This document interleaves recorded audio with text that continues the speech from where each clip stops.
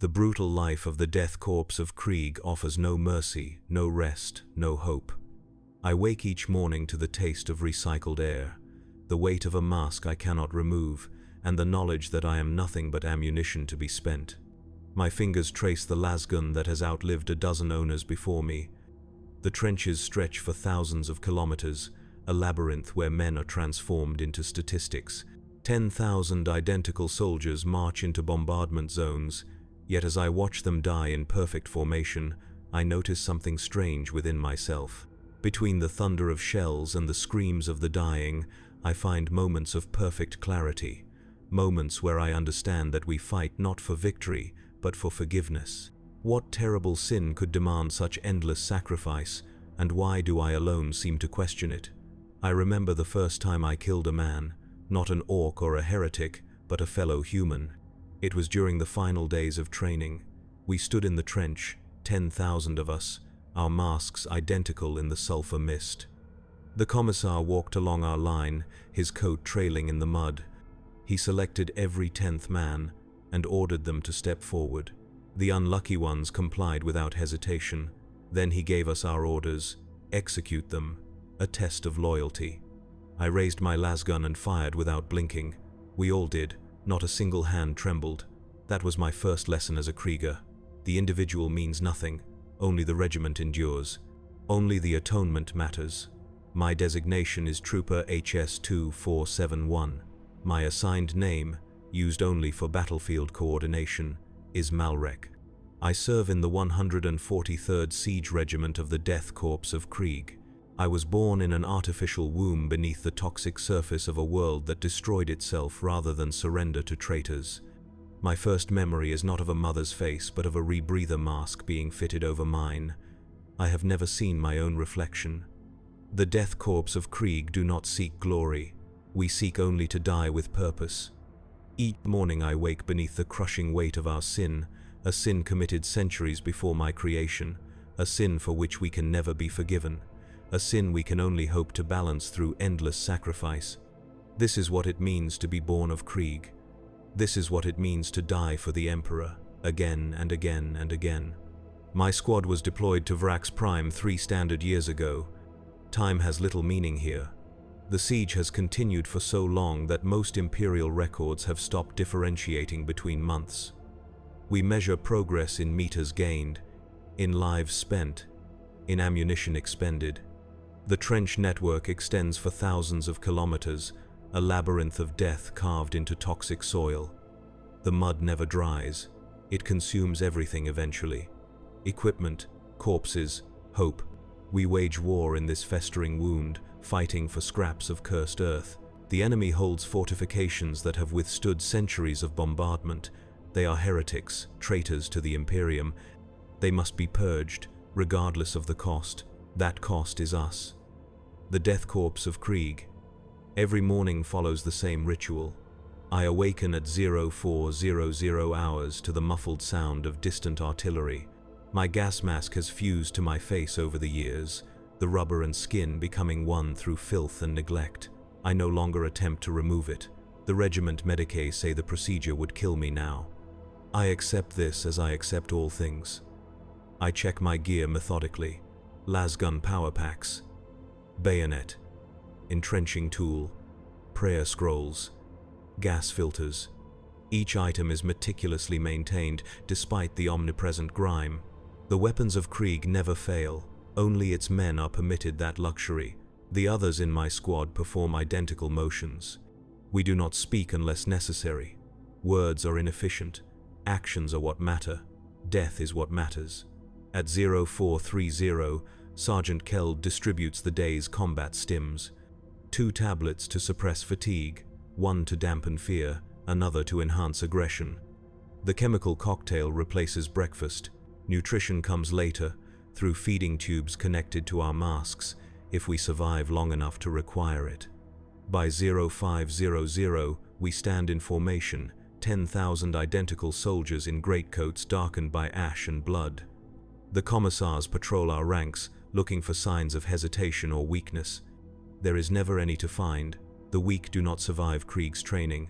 Today we will attack enemy position Delta 19, a heretic bunker complex that has repelled 7 previous assaults.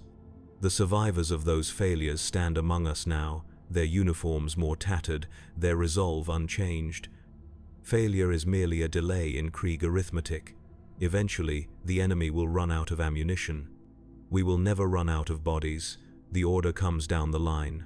Fix bayonets, the sound of steel sliding against steel ripples through the formation. 10,000 blades catch what little light penetrates the perpetual haze.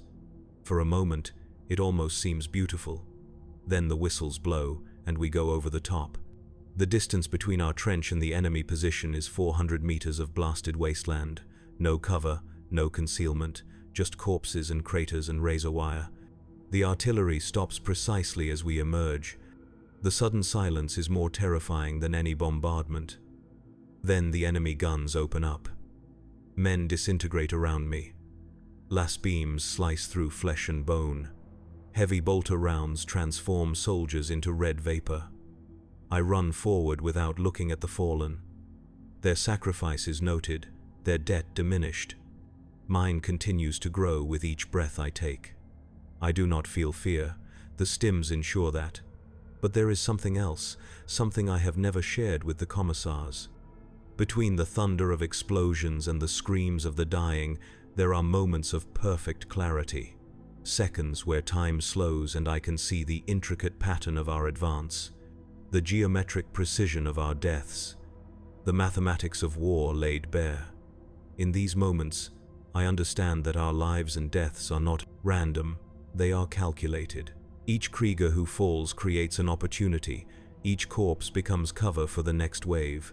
We are not just soldiers, we are ammunition, spent by the Imperium in a war of attrition that has raged for 10,000 years. And in these moments, I find an emotion that should be impossible for one born of Krieg. I find peace. The first wave is obliterated 50 meters from our trench. The second reaches the halfway point before being cut down. My squad is in the third wave. We make it to the 75-meter line, diving into a crater left by yesterday's barrage. The decomposing remains of the previous day's attempt provide a rampart of flesh. Sergeant Kellard checks our status: 3 dead, 2 wounded but functional, 4 combat ready, including myself. The sergeant signals to continue the advance. The wounded are not permitted to retreat. They will serve as covering fire until their lasgun power packs or their hearts cease to function. We crawl forward through mud thick with blood and worse things. My respirator filters strain against the miasma of decay. The ground beneath us shifts and moans. Not all the dead here are truly dead. Some are simply trapped, buried by shellfire or the collapse of trench walls. Their pleas for help go unanswered. Mercy is inefficient, mercy is wasteful, mercy is not the Krieg way. At the 25-meter mark, we prepare for the final rush. The enemy bunker looms before us, a concrete monstrosity bristling with heavy weapons. Its firing slits spew death in mechanical rhythm. 1 shot every 2 seconds from each position. The timing never varies. Heretics may have forsaken the Emperor, but they maintain weapon discipline. Sergeant Keld distributes the remaining crack grenades, 1 per surviving trooper. He does not need to explain their purpose. We will charge the bunker. Most will die creating openings. 1 must reach the firing slit. 1 must deliver the grenade inside. 1 must complete the mission. The Davidson thought that occurs to me is not doubt, not fear. It is simply that I have not yet died. After 3 years on wracks, I remain alive while so many others have fallen. This statistical anomaly troubles me. Perhaps I have not pushed forward with sufficient zeal. Perhaps I have unconsciously preserved myself when I should have sacrificed all. Today I will correct this failing. Today I will prove my devotion.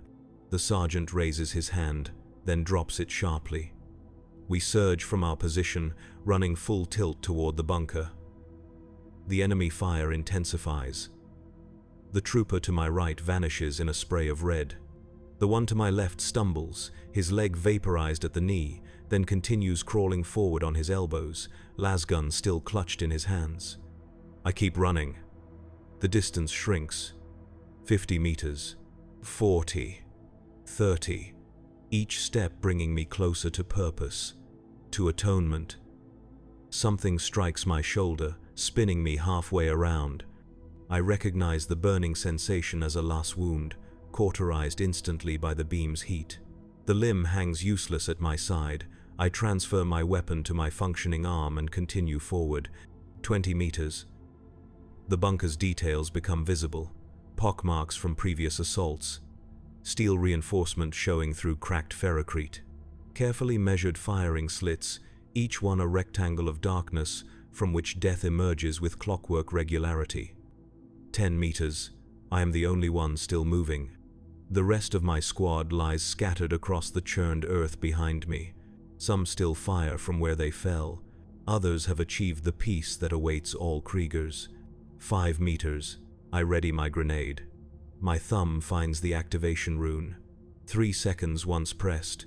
2 to close the distance. 1 to complete the mission.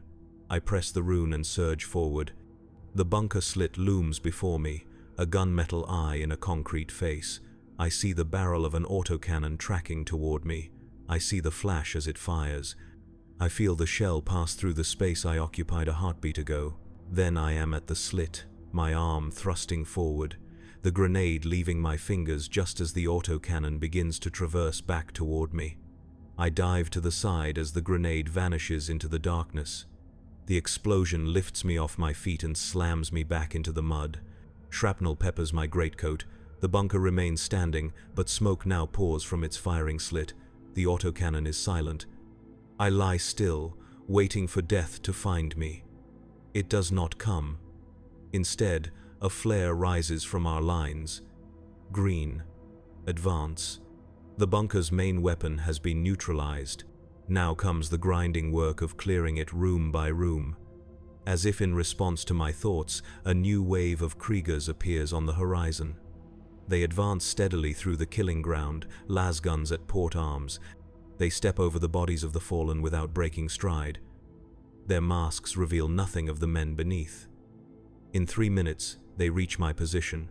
A medicae pauses briefly to assess my wounds. He administers a stim directly through my greatcoat and into my shoulder. The pain recedes immediately. The limb remains useless, but I can stand.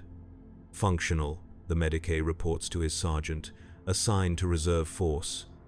No congratulations for neutralizing the bunker. No recognition of survival against odds, simply a reassignment to continue fighting. This is the way of Krieg, the way it should be. The new squad moves past me toward the bunker. Melter charges are fixed to its armored door. The blast creates an opening just wide enough for 2 men to enter side by side. They disappear into the smoke without hesitation. I follow with the second wave. Inside, the bunker is a charnel house. My grenade killed 3 heretics and wounded several others. The first wave eliminated the rest. Bodies in corrupted flak armor lie sprawled across the floor, their flesh marked with blasphemous symbols. Some still move weakly. Krieger bayonets ensure they stop. Room by room, we secure the position. Each chamber requires its toll, in blood. By the time we reach the command center, half the clearing force is dead. The remainder show various wounds but continue to function. The heretic commander dies with a lasgun bayonet through his throat, still shouting obscenities against the Emperor. Once the position is secure, Vox operators signal our lines. The bunker has fallen. A single paragraph in tomorrow's regimental report. A handful of meters gained in a war that spans planets. I stand amidst the carnage, my useless arm hanging at my side, and look at the faces of the enemy.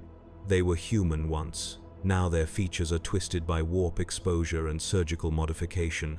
I feel nothing for them. They chose their path.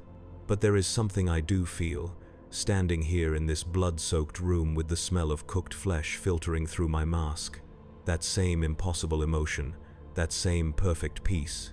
For a moment, between one heartbeat and the next, I understand. We Kriegers do not fight for victory. Victory is irrelevant. We fight for penance. Each death, ours or theirs, is a payment against a debt that can never be fully settled. Each meter of ground taken is not a step toward triumph but toward absolution, and in that understanding I find a terrible beauty. I am still standing there when Commissar Theoden enters the bunker.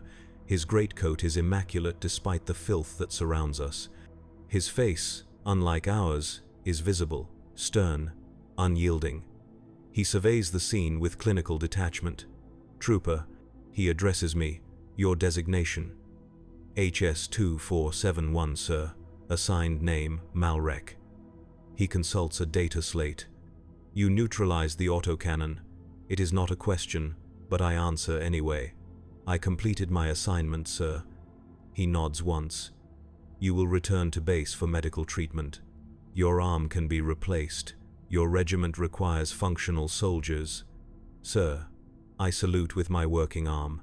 The Commissar has already moved on, inspecting the captured equipment and Vox systems. My momentary interaction with authority is complete. As I exit the bunker, I see that a new trench line is already being established. Kriegers with entrenching tools dig methodically into the toxic soil. Others drag the dead into neat rows for the ministrations of the regiment's mortuary cult. Identity tags are collected. Equipment is salvaged. Nothing is wasted.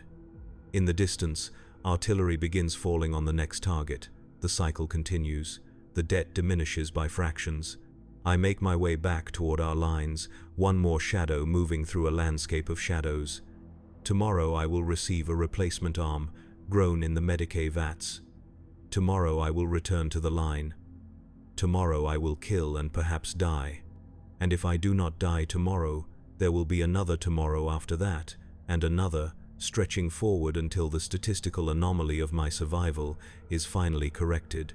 This is the way of Krieg. This is our atonement. This is our immortality. 6 months pass. My replacement arm functions adequately. Its pale synthetic skin contrasts with my natural coloration, but such aesthetic concerns are irrelevant beneath the greatcoat and perpetual grime. I have participated in 17 major assaults since the bunker. Each time, I have survived when probability dictated I should not. My squad has been completely replaced 3 times. Only Sergeant Keld and I remain from the original complement. The siege continues its inexorable progression. Vrax still holds, but its outer defenses have been breached. We fight now in the maze like corridors of abandoned manufactoria. The Death Corps excels in this environment. Confined spaces, limited sightlines, close-quarters combat where bayonet and entrenching tool are more practical than lasgun. Today we clear Manufactorum Complex 17. Once, it produced components for Lehman Russ battle tanks. Now it produces only corpses. The heretics have converted its assembly lines into altars for their dark rituals. The walls bear symbols that hurt the eyes to look upon. The air tastes of copper and ozone, even through our filtration systems. Sergeant Keld leads us through the darkness. Power has been cut to confuse our advance. It is a futile tactic. Kriegers train in darkness. We fight as efficiently in pitch blackness as we do in daylight. We move in standard formation. 2 troopers forward, 1 covering each flank, sergeant and Vox operator in the center, 2 troopers rear guard. Our footsteps echo on metal catwalks. Occasionally something liquid drips from overhead pipes. We do not speculate on its nature. The Vox operator, a new replacement designated HS-3812, carries orders from command. We are to secure the central control room and hold it until reinforcements arrive. Intelligence suggests the heretics have converted it into a command center for this sector. Eliminating their leadership will fragment their resistance. We encounter the first resistance at Junction 12. Heretic cultists emerge from side passages, screaming battle cries to their dark gods. They wear the tattered remains of worker coveralls, now festooned with human bones and flayed skin. Their weapons are a mix of industrial tools and scavenged autoguns. Sergeant Keld raises his hand, then drops it. We fire in unison. Disciplined volleys of las fire cut through the disorganized charge. Cultists drop by the dozen. Those who reach our line meet Krieger steel. The clash lasts approximately 45 seconds. When it is finished, 23 cultists lie dead. 1 trooper from our squad, HS-4011, has sustained a deep laceration to the throat where a cultist's improvised blade found the seal of his mask. He bleeds out in seconds. We record his tag number and continue without pause. His equipment is distributed among the squad. His body remains where it fell.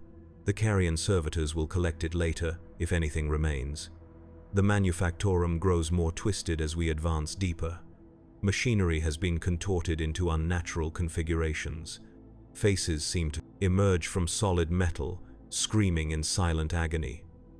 The walls themselves appear to breathe in certain sections.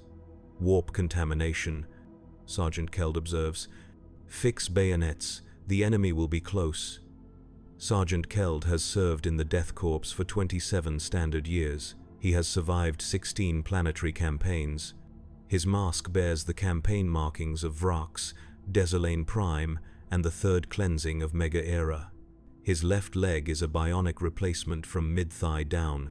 His right eye has been augmented with targeting optics after sustaining damage during the assault on Hive Tertius. He is the closest thing to a living legend that exists in the Death Corps, which means only that he has failed to die appropriately 27 years running. We continue through corridors that increasingly defy geometric logic. Passages that should connect based on our schematics instead lead to dead ends or double back on themselves. The Vox operator reports increasing interference. Our link to command weakens with each meter of advance. Despite these challenges, Sergeant Keld navigates unerringly toward our objective. He consults his compass frequently, ignoring the fact that it spins randomly in proximity to certain walls. He relies instead on instinct honed through decades of siege warfare. We reach the antechamber to the control room after 2 hours of steady advance. The massive blast doors stand partially open, jammed by the desiccated corpse of a servitor caught when they attempted to seal. Beyond, we can see flickering lights and hear chanting in a language that makes my replacement arm spasm uncontrollably. Sergeant Kellard motions us into standard breach position. 2 troopers with melter charges move to the opening. The rest of us prepare covering fire. The plan is simple. Breach, enter, eliminate all hostiles, secure the objective. The charges are set. The troopers retreat to safe distance. The detonation sequence begins. Something goes wrong. The explosion comes. Not from our charges, but from the ceiling above us. Shrapnel and debris rain down. A section of catwalk crashes onto our position. 2 troopers are crushed instantly. The Vox operator loses his arm, the limb severed cleanly at the shoulder. He does not scream. Kriegers are conditioned against such inefficient responses to injury. From the hole above, figures descend on chains and grappling hooks. Their armor is crimson and brass, adorned with spikes and symbols of the blood god. Traitor Astartes, world eaters, the most savage of the Emperor's fallen sons.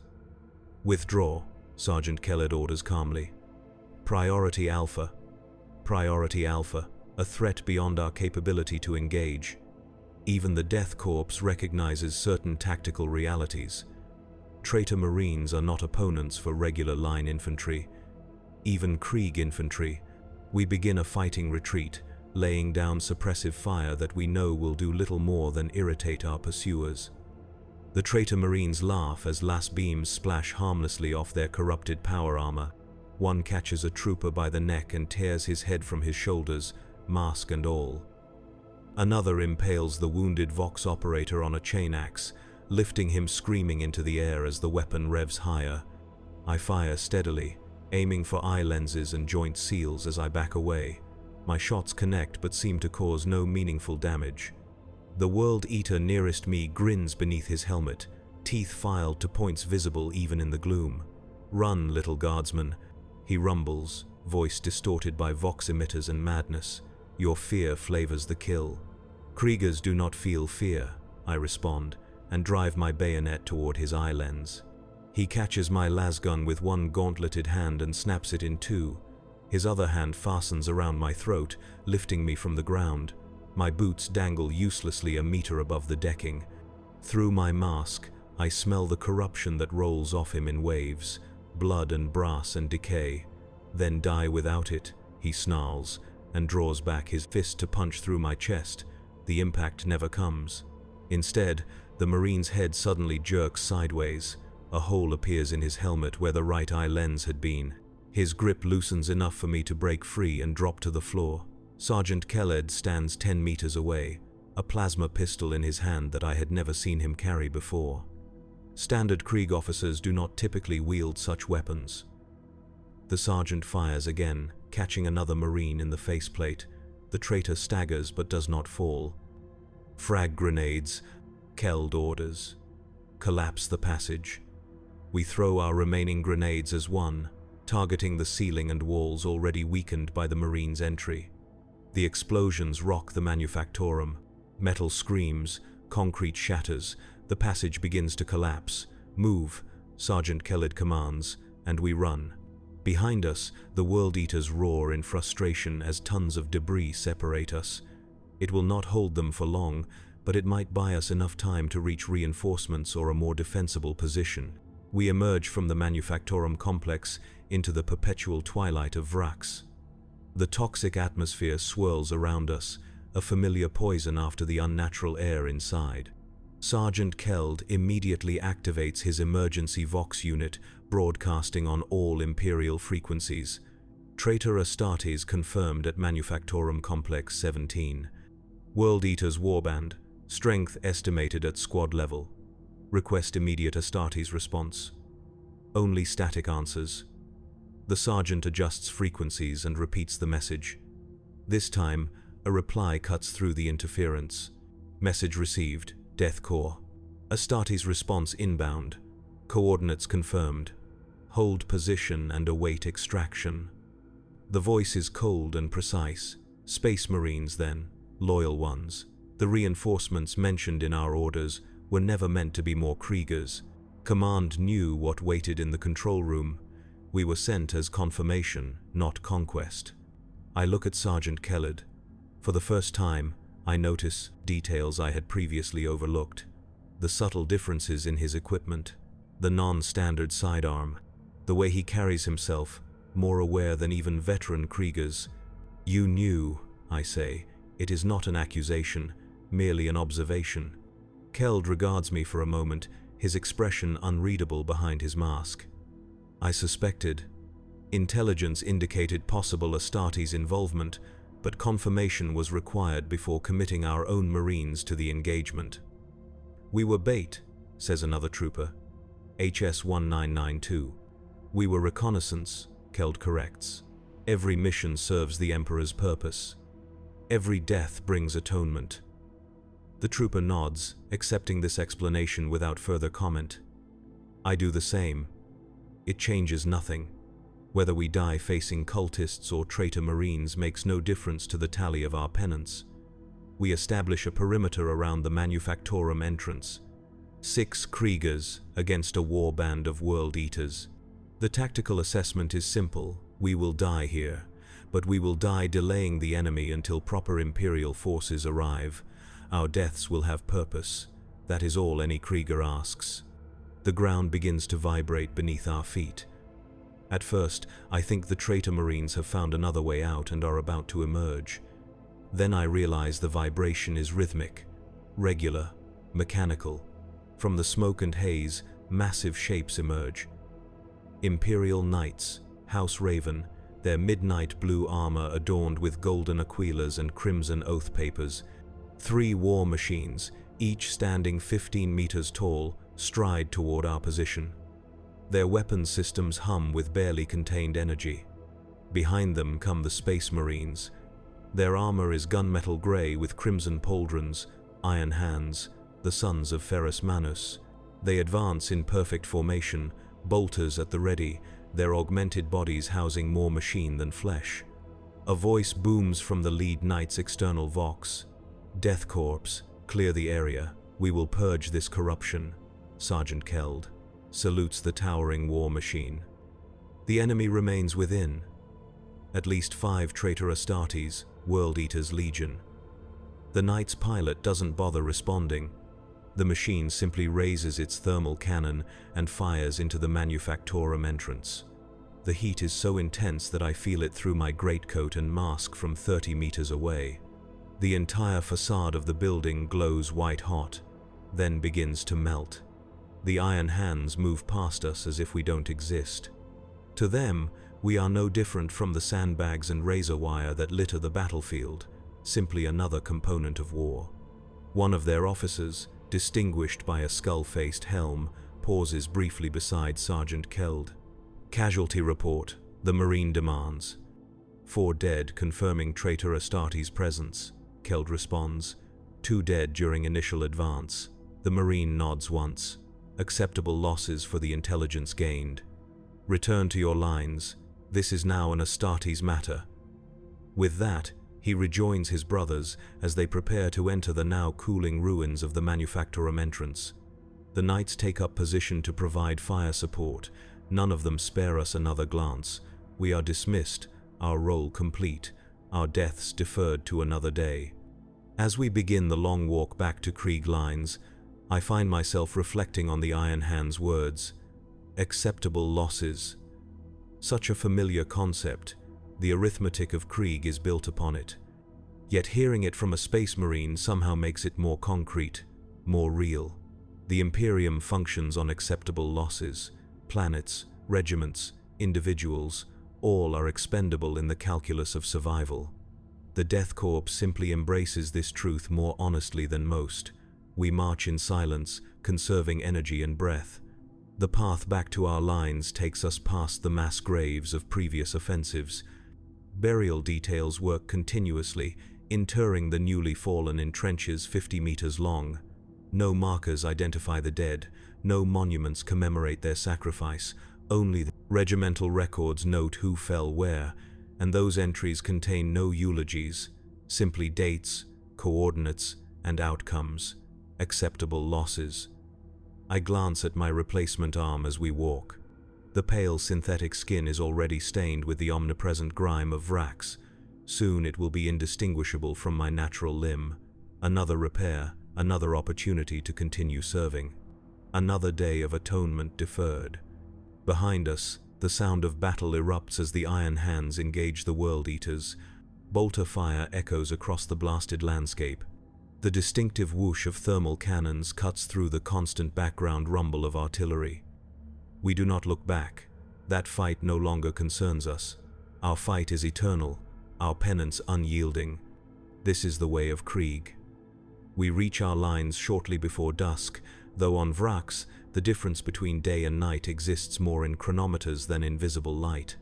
The permanent overcast, thickened by pollution and weapon discharge, creates a perpetual twilight state.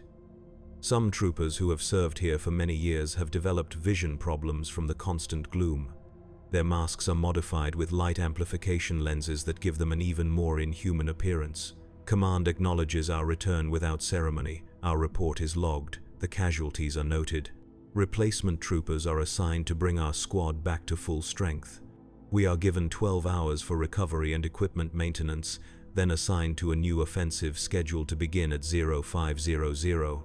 In the dugout that serves as our barracks, I clean my lasgun methodically.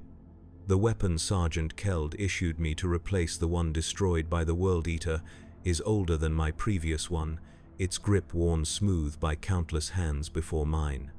The serial number indicates it was manufactured on Mars itself over 2 centuries ago.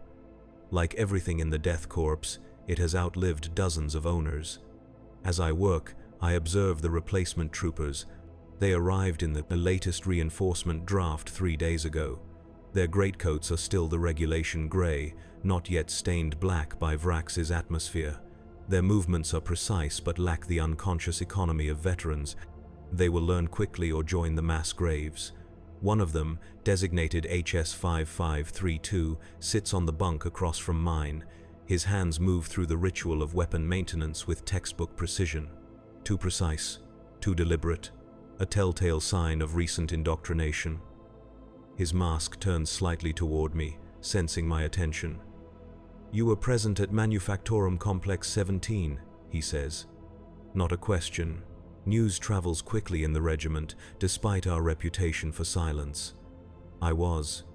I confirm, continuing to clean my weapon. You encountered traitor Astartes and survived. I pause in my work. There is something in his tone that disturbs me. something that should not exist in a Krieger's voice. Or, we completed our reconnaissance mission. I correct him. Survival was incidental. The trooper nods, his mask dipping slightly. Of course, the mission is paramount, but still, to see the archenemy in such form, to witness the corrupted grandeur of those who once served the Emperor directly. Now I understand. This one has not yet embraced the Krieg mindset fully. There remains in him a capacity for wonder, for spiritual curiosity, dangerous traits that should have been eliminated during creation and training. There was nothing to witness, I tell him flatly. Only targets of different capabilities requiring different tactics to neutralize. The form of the enemy is irrelevant. But they were Astartes, he persists. The Emperor's own warriors turned against him. Does that not signify something profound about the nature of... Sergeant Keld materializes behind the trooper, moving with the silent efficiency that makes him so lethal in close quarters. The nature of what, Trooper HS-5532? He asks, his voice emotionless. The replacement trooper stiffens. Nothing. Sergeant, a moment of inappropriate speculation. It will not recur. Keld regards him silently for several seconds. Then he pulls a small device from his belt pouch. It resembles a Medicae injector but with a more elaborate delivery mechanism. Without warning, he presses it against the trooper's neck, finding the small gap between mask and collar. There is a pneumatic hiss. Report to Commissar Theoden at 0430 tomorrow, instead of regular formation. Keld orders. Inform him that Variant 17 conditioning has proven inadequate in your case. Further adjustment is required. Yes, Sergeant. HS-5532 responds. His voice has already changed, growing flatter, the curiosity leached away by whatever compound Keld administered. The sergeant moves away without further comment, continuing his inspection of the squad's readiness. I return to my weapon maintenance, but find my thoughts lingering on the exchange. Variant 17 conditioning. The implication that there are different templates for Krieg troopers, different production parameters. It makes logical sense. Even in mass production, specialization improves efficiency. Some Kriegers become grenadiers, others join the Combat Engineer Corps. Still others serve in Death Rider cavalry units. Each role would require specific conditioning. Yet I had always assumed the core mentality remained consistent. The absolute devotion to duty, the unwavering acceptance of sacrifice, the complete sublimation of the individual to the whole. What other variations might exist? What other templates walk among us behind identical masks? I push the thought away. Such speculation serves no purpose. It does not aid the mission. It does not further our atonement. I complete my weapon maintenance and move on to checking my other equipment. The stim injectors in my mask need recalibration. The rebreather filters require replacement after exposure to the corrupted atmosphere of the manufactorum. My rations pouch contains 2 nutrient blocks that should have been consumed yesterday. I address each issue with methodical precision. Around me, the rest of the squad does the same. Sergeant Keld observes without comment. The new trooper, HS-5532, sits motionless on his bunk, his partially disassembled lasgun forgotten in his hands. The sergeant's injection has rendered him temporarily compliant. Tomorrow, the commissar will ensure that compliance becomes permanent. After equipment maintenance, we are permitted 4 hours of sleep. We arrange ourselves on our bunks in ordered rows, greatcoats still on, masks still in place. Sleep comes instantly. Kriegers are conditioned to maximize rest periods. We do not dream. Dreams are inefficient. At 0400, the alarm sounds. We rise as one and prepare for the day's offensive. HS-5532 separates from our formation, heading toward the commissar's quarters as ordered. I do not expect to see him again. If the reconditioning succeeds, he will be reassigned to prevent reinforcement of problematic thought patterns. If it fails, he will be repurposed for less cognitively demanding roles. Either way, our paths will not cross again. The rest of us report to the assembly area where 10,000 Kriegers stand in perfect formation. Today's target is Artillery Firebase Secundus, a heavily fortified plateau that provides the enemy with commanding fire lanes across 3 sectors of our advance. Intelligence indicates it contains no less than 12 Basilisk artillery pieces and numerous heavy weapon emplacements. Previous attempts to capture it have failed with casualties exceeding 80%.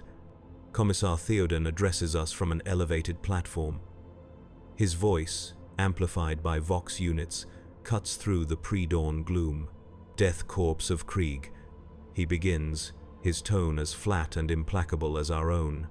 "You advance today in the Emperor's name against the heretics who hold Firebase Secundus. The firebase must fall so that our armor can advance. You will take it regardless of cost. You will hold it until relieved. The Emperor demands no less. Krieg offers no less. Simple, direct.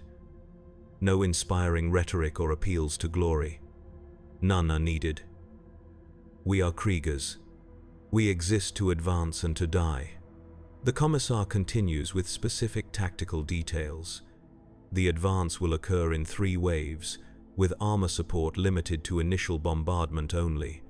The terrain is too unstable for tanks. The Air Corps cannot provide coverage due to enemy flak batteries. We will have only our bodies, our faith, and our determination. As the Commissar speaks, I find my attention drawn to Sergeant Keld. He stands slightly apart from the other non-commissioned officers, consulting a data slate. The light from the screen illuminates his mask from below, creating strange shadows. For a brief, irrational moment, it seems as if there is nothing behind that mask, nothing at all. The thought vanishes as quickly as it formed. Of course there is something behind the mask. A man, a Krieger, like me, but older, more experienced, more valuable to the regiment.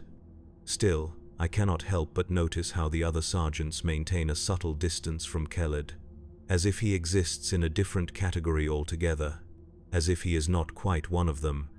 The Commissar concludes his briefing. The regiment responds with a single word, spoken by 10,000 voices in perfect unison. "Krieg." We are dismissed to our jump-off positions. The assault will begin in exactly 30 minutes. Just enough time to reach our designated trenches and prepare final equipment checks. As we file out, I find myself immediately behind Sergeant Keld. From this angle, I notice something I had not seen before. A small symbol etched into the back of his mask, just below the rebreather housing. Not a standard Imperial icon or regiment marking. Something older, a stylized skull inside a cog, the symbol of the Mechanicus, specifically the symbol of the Biologus Division. Before I can process this observation, Keld turns suddenly, as if sensing my attention. His lenses meet mine. "Is your equipment functional, Trooper HS-2471? "Yes, Sergeant," I respond automatically. "Good. You will advance with the first wave today. Position Gamma 9, the firebase's eastern approach." I acknowledge the order without reaction, though it registers as unusual. The eastern approach is known to be the most heavily defended, with overlapping fields of fire and the steepest incline. Casualties there will approach 100%. It is where the regiment sends those who must be expended. "Is this assignment punishment, Sergeant?" I ask. Kriegers do not fear death, but we recognize efficiency. My record shows above-average survival statistics. Placing me in a high-casualty position represents suboptimal resource allocation. Keld regards me silently for several seconds. Then he adjusts something on his mask. When he speaks again, his voice has changed.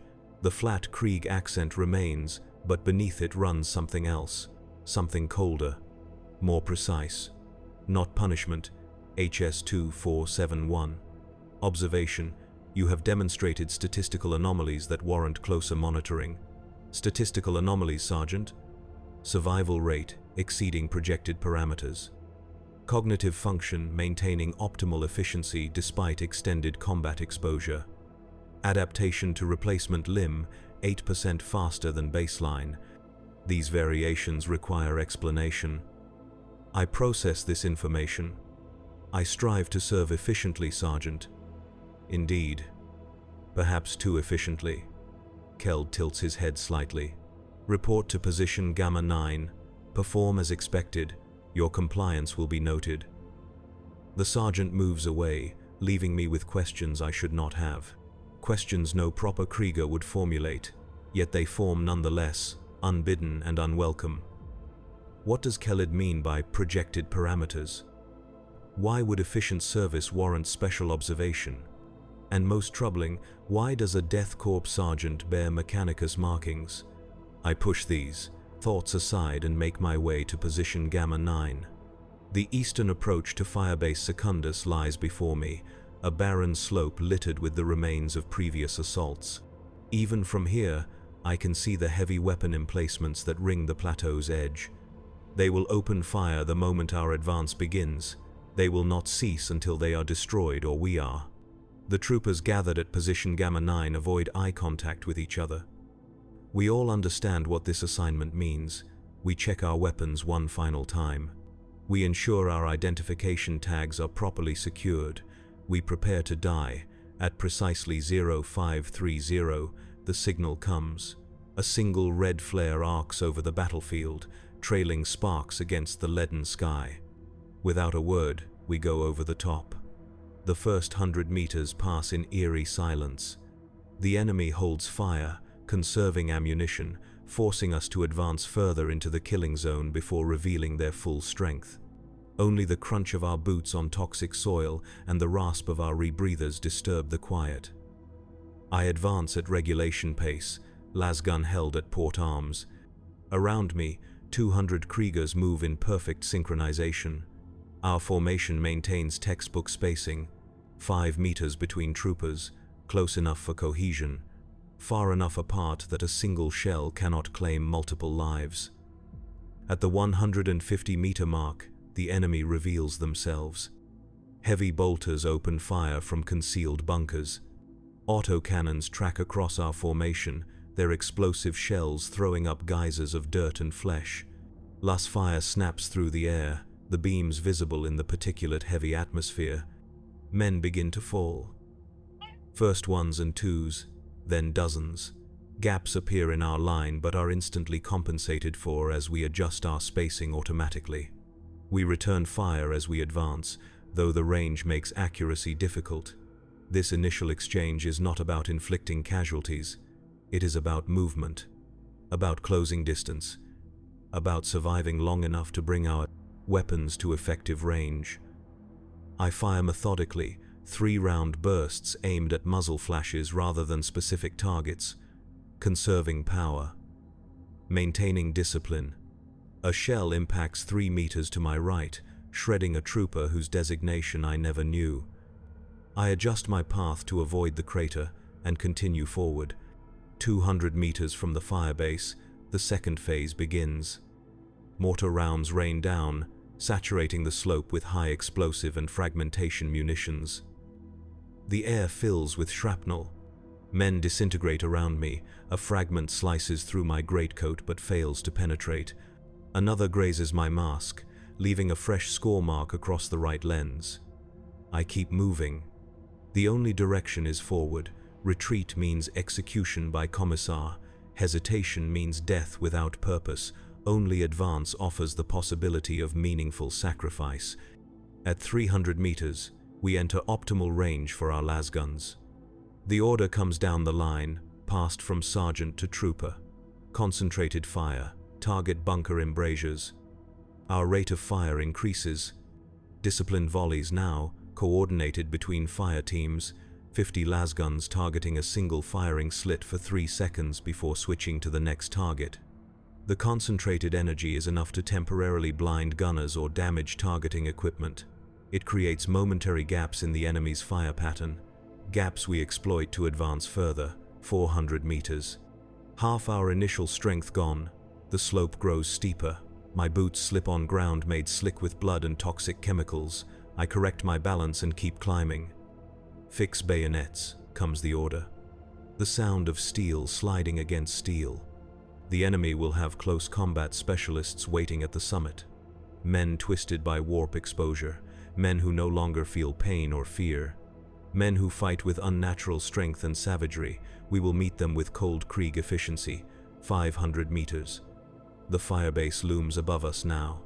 I can see individual defenders moving along the ramparts, cultists in corrupted flak armor. Some wear parts of Imperial Guard uniforms taken as trophies from previous battles. They shout obscenities and blasphemies, their voices carrying even over the din of combat. For the dark gods, they cry. Blood for the blood god, skulls for the skull throne. We respond with silence and lasgun fire.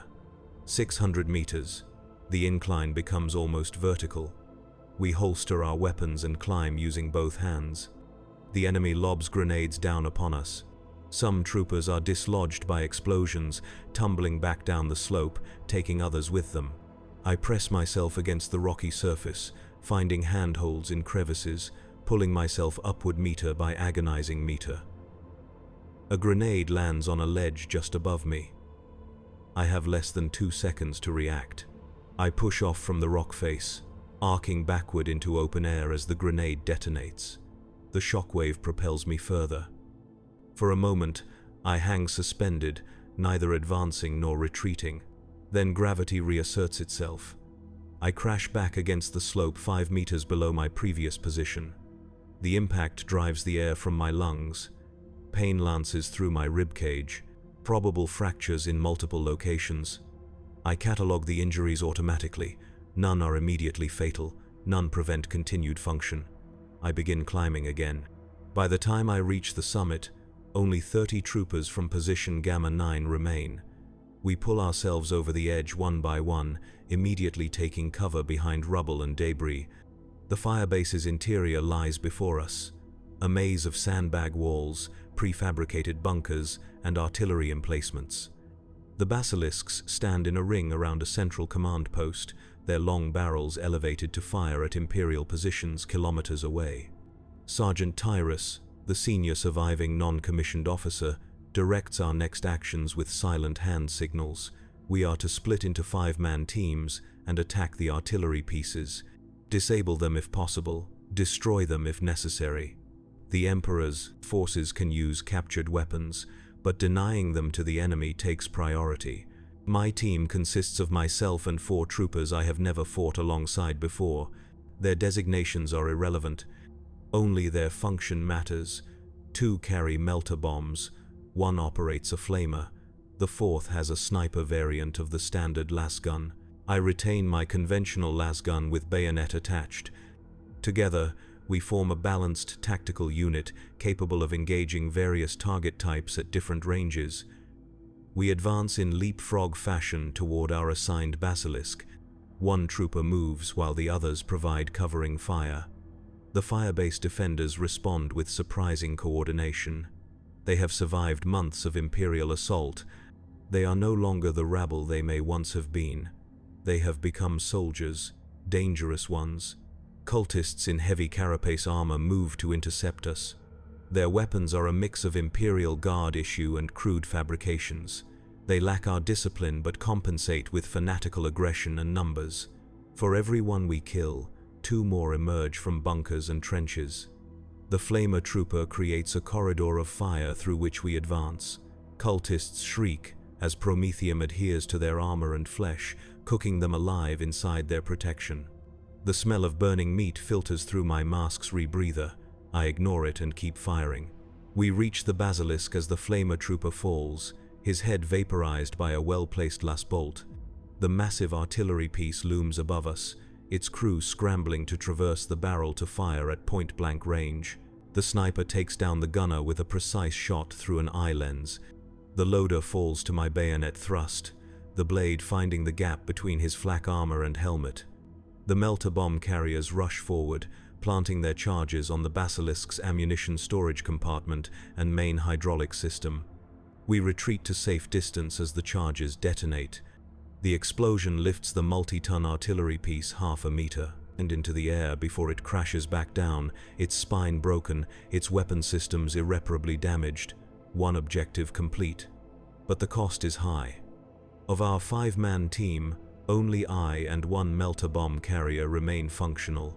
The other melter gunner lost both legs to a fragmentation grenade, but detonated his charge before bleeding out. The sniper lies somewhere behind us, lost in the confused melee.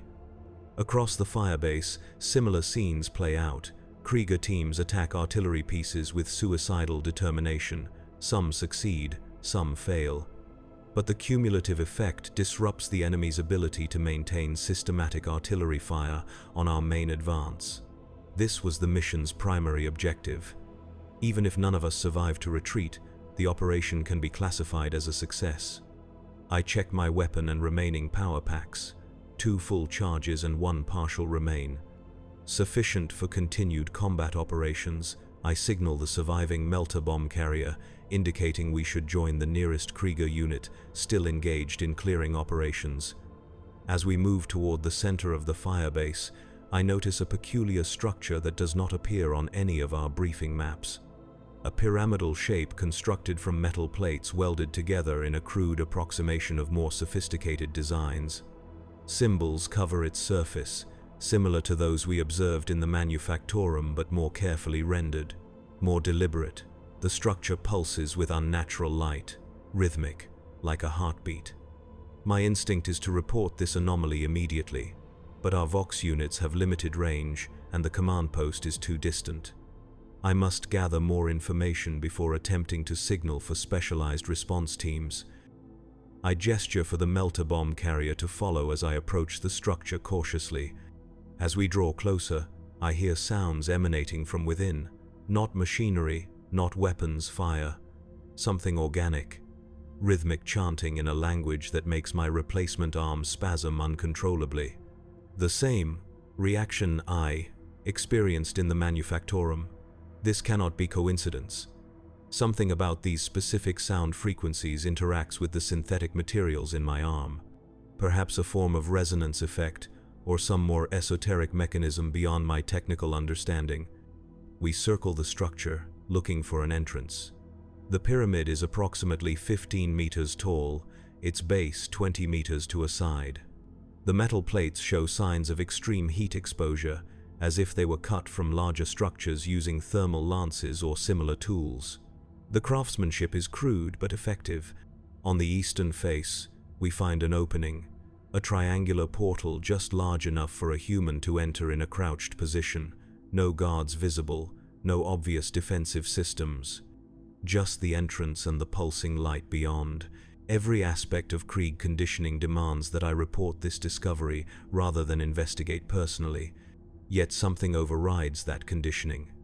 Something I cannot identify or understand, a compulsion that feels both alien and strangely familiar. I signal the melter bomb carrier to remain outside as a sentry and possible messenger. Then I crouch and enter the pyramid alone. Inside, the space opens into a chamber much larger than the exterior dimensions should allow. Logically impossible, yet I perceive it clearly. A space that extends both upward and downward beyond the physical constraints of the structure itself. In the center stands an altar. Not the crude blood-soaked slabs favored by cultists, but something more sophisticated. A console of dark metal inlaid with circuitry that pulses with the same rhythmic light visible from outside. Around this altar kneel 12 figures in robes. Not cultists. Their garments bear no chaos markings or blasphemous symbols.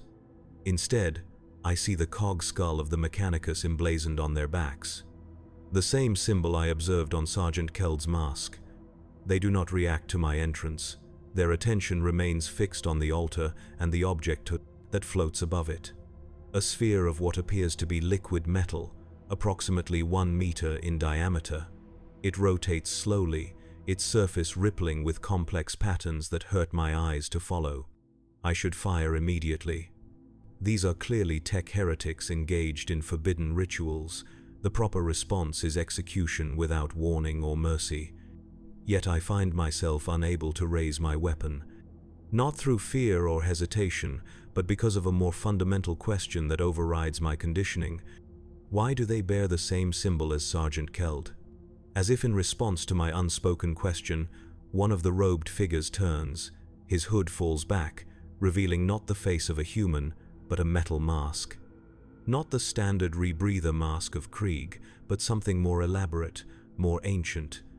The eye lenses glow with the same pulsing light as the altar. HS-2471, the figure says, "Your presence is anticipated if premature. He knows my designation. This cannot be coincidence or random chance. This was planned. Identify yourself," I demand, finally raising my lasgun. "We have many designations," the figure responds. "To the Mechanicus, we are the Observators. To the Inquisition, the heretics of Styges 8. To the Death Corps Command, simply the Providers. None of these terms register in my knowledge base. They should mean nothing to me.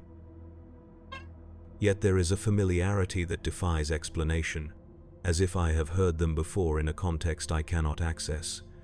"You are engaged in tech heresy," I state, finger tightening on the trigger. "The penalty is death." "Is it heresy to examine one's creation?" the figure asks. "Is it blasphemy to verify that a template functions as designed?" "You stand here now because we wish to confirm certain variables in your construction." Construction. The word emerges before I can prevent it. A question that no true Krieger would ask. A concept no true Krieger would entertain. Yes, HS-2471, your construction, your creation, your purpose. The figure gestures toward the floating sphere. "Come closer, see what you truly are. I should fire. I should kill this heretic and destroy their blasphemous technology. I should fulfill my duty as a soldier of the Imperium, as a Krieger. Instead, I step forward. The sphere's surface shifts as I approach, its liquid metal reconfiguring to form a reflective plane. For the first time since my earliest memories, I see my own face, or rather, I see my mask. The standard Krieg pattern, eyepieces dark behind protective lenses, rebreather grill where a mouth should be. Exactly as it should appear. Then the reflection changes. The mask dissolves, revealing what lies beneath. Not flesh, not bone, not even the augmetic components common to veteran guardsmen. Liquid metal. The same substance as the sphere itself. A face formed of living metal that mimics human features without truly reproducing them. A simulacrum rather than a replacement. What am I seeing? I demand, though part of me already knows. Part of me has always known, buried beneath layers of conditioning and artificial memory. You are seeing Template HS, Variant 2471, the robed figure explains, one of our more successful designs, a construct of mechanical systems and synthetic biology, enhanced with properties derived from materials not native to this dimension. A construct. I repeat the word, testing it against my understanding of myself. It should feel wrong, impossible. Yet it resonates with a truth I have subconsciously recognized. I am not human. You never were, the figure confirms. None of them are. The Death Corps of Krieg exhausted its human population centuries ago. What remained was insufficient to meet Imperial tithe requirements. Alternative production methods became necessary. The implications cascade through my mind, the endless supply of identical soldiers, the lack of individual variation, the perfect discipline and fearlessness. The way damaged Kriegers are simply repaired and returned to service, rather than rehabilitated. We are not men wearing masks. We are masks containing something other than men. Sergeant Keld, I say, pieces connecting. He is one of you. Keld is an overseer unit, a more advanced template designed to monitor and assess field performance of standard units. He identified your anomalous behavior patterns and directed you to this location for direct observation. I was sent to die at position Gamma 9. You were sent to reveal your true capabilities under maximum stress conditions. Your survival was statistically improbable but within projected parameters. Your subsequent investigation of this facility rather than reporting its existence was the final confirmation we required. Confirmation of what? The figure makes a gesture I do not recognize. The other robed forms rise from their kneeling positions and turn toward me. Their masks are identical to the first.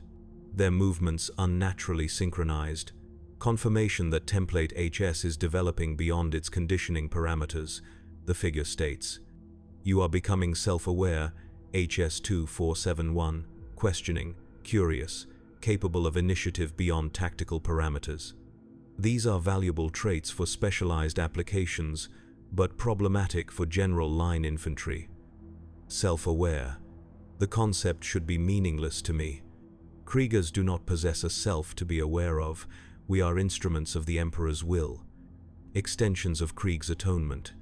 Yet I cannot deny the evidence of my own experiences, the questions that have formed in my mind, the observations I have made, the decisions that led me here rather than to strict compliance with doctrine. What happens now? I ask. Now we reset the template and begin again, the figure says, raising a device similar to the one Sergeant Keld used on Trooper HS5532. Your physical form will be recycled. The experiences that led to this divergence will be analyzed and preventative measures implemented in future iterations. Reset, recycled. The terms are clinically precise, mechanically appropriate. They should inspire no emotional response in a true Krieger, yet I find myself stepping backward, raising my lasgun, acquiring a target. That would be inefficient, I state, falling back on the logic that governs all Krieg operations. I have demonstrated superior adaptability and survival capability. These traits serve the Emperor's purpose. They serve our purpose, the figure corrects. And our purpose is not always aligned with what you understand as the Emperor's will. Template HS has specific design parameters. You have exceeded them. The protocol for such situations is clear. I fire. The last bolt strikes the figure directly in the chest. It should penetrate, should kill. Instead, it dissipates across a field of energy I cannot see but whose effects are obvious. An protection system beyond standard, Imperial technology. The figures advance toward me, moving with the same synchronized precision as Death Corps troopers on parade. I fire again, and again. Each shot is absorbed without effect. I back toward the entrance. My options are limited. If I cannot harm them directly, I must find another solution, another approach. I must adapt. Adaptation, initiative, problem-solving beyond tactical parameters. The very traits that brought me to their attention, the capabilities that mark me as defective in their eyes, the capabilities that might save me now. I reach the triangular entrance and duck through it, emerging into the chaos of the ongoing battle for the firebase. The melter bomb carrier I left as sentry lies dead, his head twisted at an unnatural angle. No obvious weapon marks, simply broken, like a malfunctioning machine. The pyramid pulses behind me, its rhythm increasing. The robed figures will follow, will pursue until they reclaim their wayward creation. I must evade, must survive, must what? The question halts me mid-stride. What is my objective now? What purpose does my continued existence serve? If I am not truly a Krieger, not truly human, then what am I fighting for? The answer comes with surprising clarity. I am fighting for the same thing all sentient beings fight for when their existence is threatened. The right to continue existing. I scan the battlefield, assessing options. The firebase is now largely under Imperial control. Death Corps units methodically eliminate remaining resistance pockets. Artillery pieces burn. The command center flies the skull and Aquila banner of the Imperium. I could report to the nearest officer, explain what I have discovered, but the explanation would mark me as aberrant, as compromised. Best case, I would be executed as a potential security risk. Worst case, I would be handed back to the tech priests for study and disassembly. Instead, I move toward the western edge of the firebase, where fighting remains heaviest, where confusion provides cover, where one more Krieger moving purposefully through the chaos will draw no special attention. Behind me, the pyramid's pulsing increases to a tempo that vibrates through the ground itself. Something is happening. something beyond my understanding or experience. I resist the urge to look back. Forward is the only direction that matters now. I reach the western perimeter just as the world tears itself apart. The pyramid erupts in a column of energy that pierces the perpetual cloud cover of Vrax. The beam is not fire or plasma or any conventional energy I can identify. It is absence given form, a negation of reality itself that expands outward in concentric rings. Where those rings touch, matter changes, transforms. Men, both loyal, imperial, and heretic alike, twist into new configurations, their flesh flowing like the liquid metal of the sphere, their screams cut off as their mouths seal themselves into smooth expanses of skin. I should be affected, should be transformed like the others. Yet I remain untouched as the wave of change washes past me. My synthetic nature, so similar to the technology that powers this event, renders me immune to its effects. The wave expands to approximately 200 meters from the pyramid, then stops. Within its boundary, a new landscape forms, not the blasted terrain of Vrax, but something that resembles anatomical structures enlarged to architectural scale. Walls of material that pulses like living tissue, floors that ripple with peristaltic motion, ceilings that breathe. From this transformed environment emerge new entities, not men, not machines, hybrids that incorporate aspects of both, yet belong to neither category. They move with purpose toward Imperial lines. Toward the Death Corps reinforcements arriving to secure the firebase.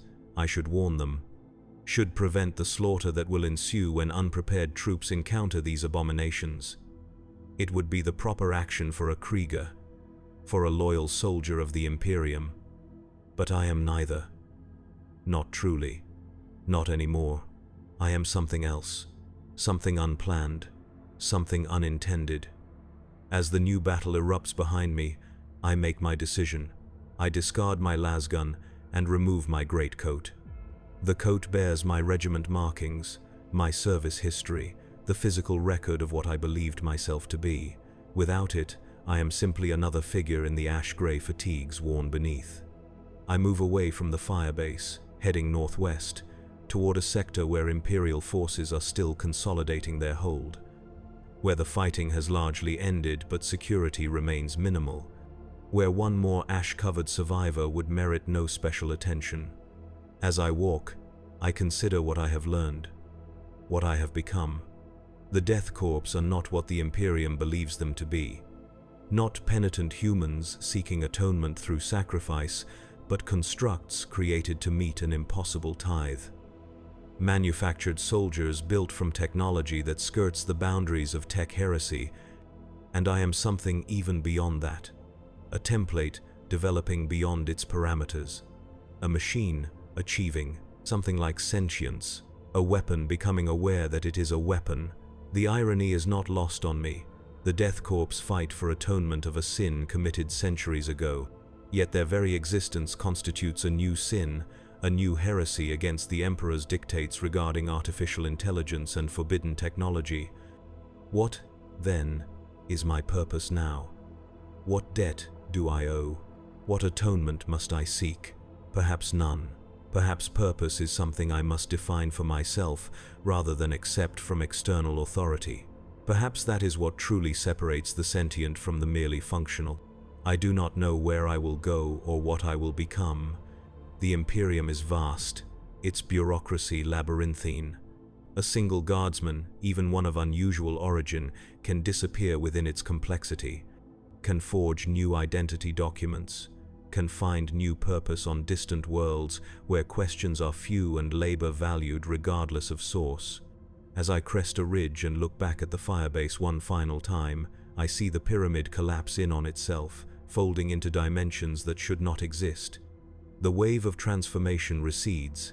The abominations retreat into the vanishing structure. Whatever purpose the tech priests intended has apparently been fulfilled. In the distance, I see a familiar figure surveying the aftermath. Sergeant Keld stands apart from the other officers, his posture unnaturally still even by Krieger standards. His mask turns in my direction, lenses reflecting the fires that still rage across the firebase. For a moment, I think he has spotted me. That pursuit will begin immediately, that my brief exercise in self-determination will end before it truly begins. Then he turns away, attention drawn by approaching Death Corps officers. Whatever his scanning systems detected, it was insufficient to identify me as the specific unit he seeks. Without my greatcoat and regimental markings, I am just another heat signature on a battlefield of thousands. I continue northwest, putting distance between myself and the Death Corps lines, between myself and what I was created to be, between the mask and whatever lies beneath it. I am Trooper HS-2471. I am Malrek. I am neither. I am becoming something new, something undefined, something of my own creation rather than theirs. And in that becoming, I find something I never expected to discover in the grim darkness of this endless war. I find purpose.